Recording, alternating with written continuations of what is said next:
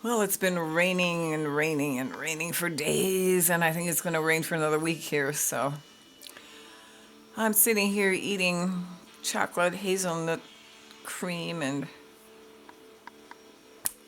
reading trashy books. What do we really know? I mean, what do you really know for sure?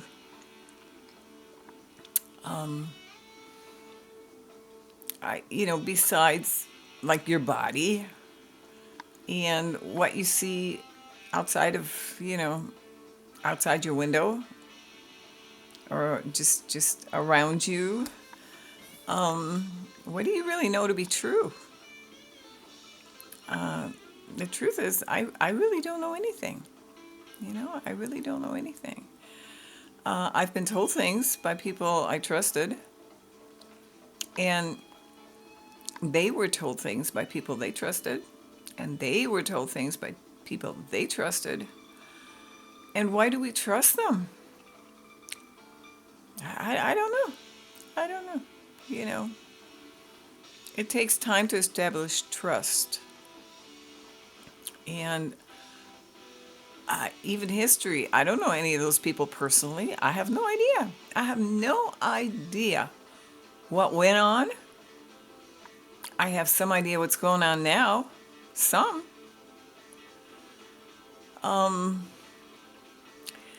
So it's basically what I experience with my five senses, and how my mind interprets it. That's what I maybe know. Knowing and believing are two different things, especially when you talk about God or whatever is after we check out of here. Nobody knows. How do you know this God, whatever you call him? Whatever you call him. You don't know him personally. You don't know. You really don't know. A book? Some book that a pope and a king put together that's been translated a gajillion times.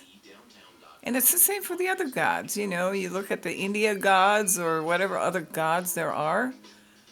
I mean, I'm sure they exist. Something out there exists, beyond our immediate experience. But to think that it's lovely and good and has my best interests in mind, I just don't think. I just don't think so. Sorry. So, what I've been gathering about, and this shit show here is just a shit show, and if people still think things will go back to normal, whatever that was, are very very deluded and ignorant, which means they ignore the obvious. So I'm personally kind of done with this. I'm just done. It bores me. I'm tired of trying to figure it out. I'm not looking for sanity anymore. I am looking for some company on the way. And it's nice to see people out there who still have some common sense left. I think a community is important. We don't have to agree on everything. The one thing we need to agree on is freedom and how that looks. That's what we need to agree on. Everything else is individual, you know. So, and of course, I'm old. I'm probably on a whole different track than a lot of other people who are younger or have children. But I'm pretty much done with this. You know,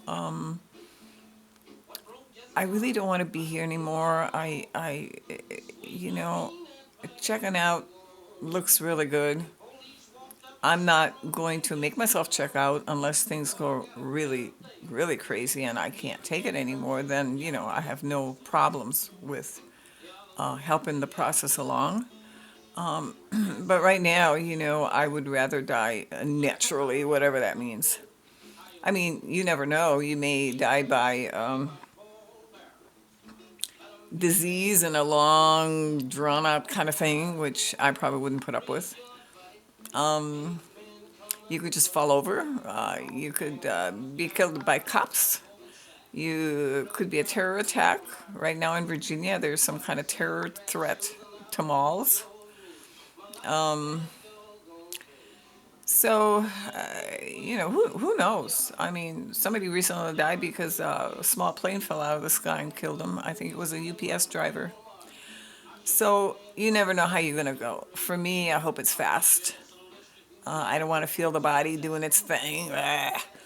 So, but when the spirit leaves, I think it's really important for me, at least, as far as what I've gathered from people who've had near-death experiences, and from people who've had out-of-body experiences, and from people who, you know, see and perceive more than I do. I'm pretty thick, thick as a brick. So what I have gathered is that as soon as the spirit leaves, I will try to stay focused on getting as far away from this area as possible. Adyashanti says it's what you believe. It's what you believe. If you think you're going to see your God or your grandma or whatever, or heaven or Jerusalem and streets of gold, I guess that's where you'll go. If you think you're going to sleep forever until the big return, which we've been promised for thousands of years, then I guess you'll sleep. It seems to be that way. So I just want to get away from here. It's a toxic, toxic place. It's based on, fear for sure. Fear, division, hatred, misery, death, and as much suffering before you die as possible. Sadness. You know, uh, it's funny. My sister said yesterday she saw an interview with a farmer, a dairy farmer, and he was in his 50s probably. And she said they asked him at what age he takes the calves away from the mother cows, because of course they want to sell the milk. The farmer wants to sell the milk, and they usually take the babies away like pretty quickly. And he said he waits a year. He said he has noticed that there are not all cows, but some cows actually cry when you take their calves away. So, there is suffering everywhere. The animal kingdom, everything suffers. Everything suffers. And there's no avoiding it. I kill bugs. I poison bugs. They've bitten me. I have poison oak all over myself right now. So I'm going to be out there spraying poison. It's it's really survival of the fittest. It sucks. It just sucks.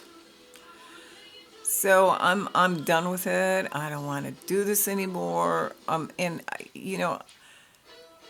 I think after we die, it's not like what you wanted here, because you don't have your emotional stuff anymore. I don't think your mind isn't. You don't have your brain and your mind stuck in your brain, but you have your tendencies, I believe, the energetic tendencies that you have. And if you have attachments, you'll probably gravitate right back. And if you have a bad conscience about anything here that you've done wrong, which is, of course, not your fault, some creature over there will probably talk you into coming back and making it better. How you can make it better, I don't know, since your memory is not intact. So all of that just makes no more sense to me. And that's one thing that bothers me about spiritual teachers and teachers who have really helped me and have taught me meditation correctly. They seem fine with this reincarnation nonsense. Oh, well, that's just the way it is. No, I don't think so. It's not okay with me. Not okay at all.